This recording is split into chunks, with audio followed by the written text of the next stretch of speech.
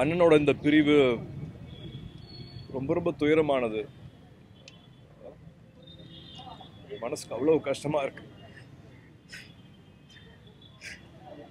நான் ஆரம்ப காலகட்டத்தில் எனக்கு ஒரு 4 வருஷம் 4 படங்கள் 5 படங்கள் ஆச்சு. பெரிய பாராட்டுலாம் எனக்கு கிடைக்கல. அப்போ பெரியண்ணான்னு ஒரு படம் அவர் கூட சேர்ந்து பண்ற வாய்ப்பு எனக்கு கிடைச்சது.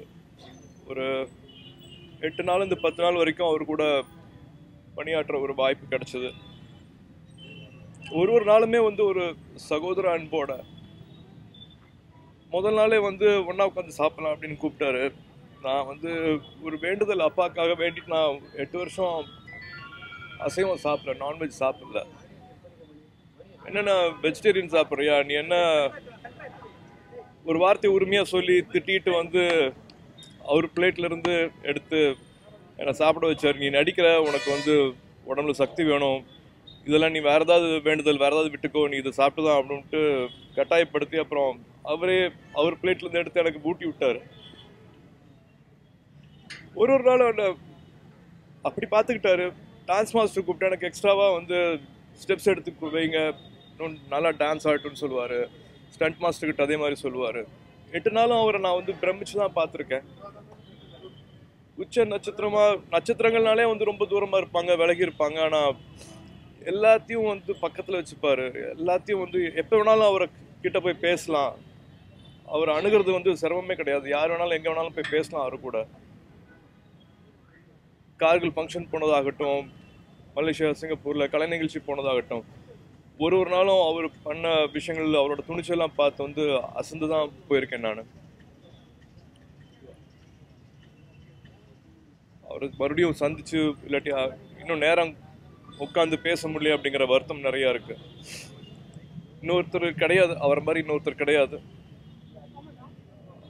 இறுதி அஞ்சலியில் அவர் கூட நான் அவரை பார்க்க முடியல, அவர் முகத்தை பார்க்க முடியலங்கிறது எனக்கு எல்லாமே பெரிய ஒரு இழப்பு தான். அது ஈடு செய்ய முடியாத ஒரு இழப்பு.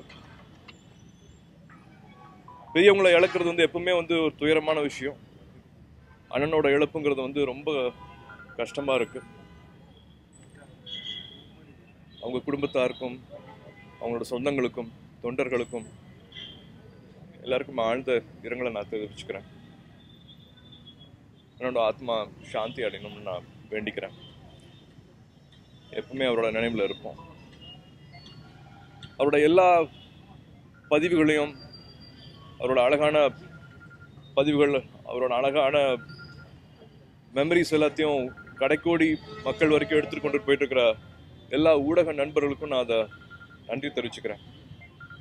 மறுபடியும் அந்த மெமரிஸ்ல வாழ்றதுக்கு ரொம்ப சந்தோஷமா இருக்கு.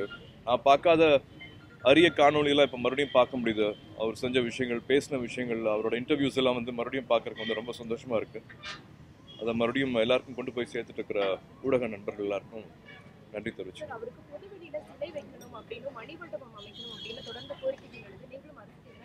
எல்லாரும் சேர்ந்து என்ன முடிவு எடுக்கிறோமோ அதுல சந்தோஷம் தான்.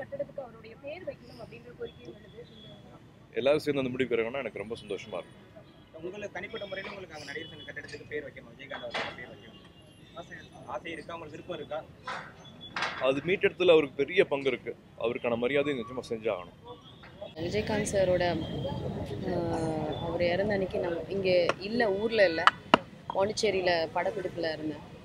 ஸோ இப்போ தான் வந்தேன் சென்னைக்கு. வந்த உடனே அவரை பார்க்கணும். நான் அவங்களோட சன்ஸ் எனக்கு ரொம்ப நல்ல ஃப்ரெண்ட்ஸ், பிரபாவும் ஷம்மும். பட் நான் அவங்கக்கிட்ட நிறைய வாட்டி சொல்லியிருக்கேன் அப்பாவை பார்க்கணும் அப்படின்ட்டு. பட் எனக்கு அவரை பர்சனலாக மீட் பண்ணுறதுக்கான வாய்ப்பு எப்பவுமே கிடைச்சது கிடையாது. ரொம்ப ரொம்ப வருத்தமாக இருக்குது. ரொம்ப நல்ல மனிதர். அவர் பண்ண நல்லதெல்லாமே இன்னைக்கு இவ்வளோ மக்கள் வந்தது ஒரு வெளிப்பாடாக இருக்குது. ஸோ கண்டிப்பாக அவரோட ஆத்மா சாந்தி அடையணும்னு சொல்லிட்டு மனப்பூர்வமாக தேங்க்யூ. ஓம் சக்தி. ஆதிபராசக்தி சித்தர்பீடத்தின் சார்பாக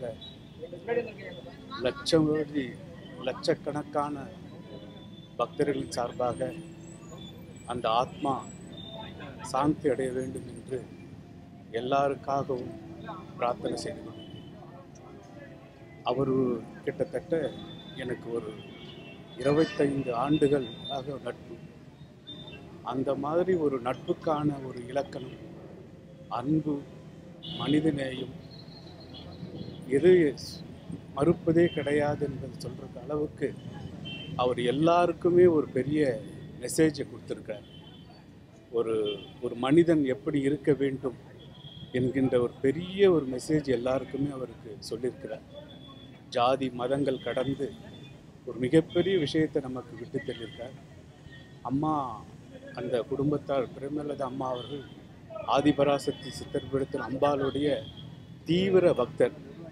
அவங்க அந்த குடும்பத்தாருக்கும் அந்த பிள்ளைகளுக்கும் ஆதிபராசக்தி சித்தர்பீடத்தின் சார்பாக ஒரு ஆழ்ந்த இரக்கத்தை நாங்கள் தெரிவித்துக் கொள்கிறோம்.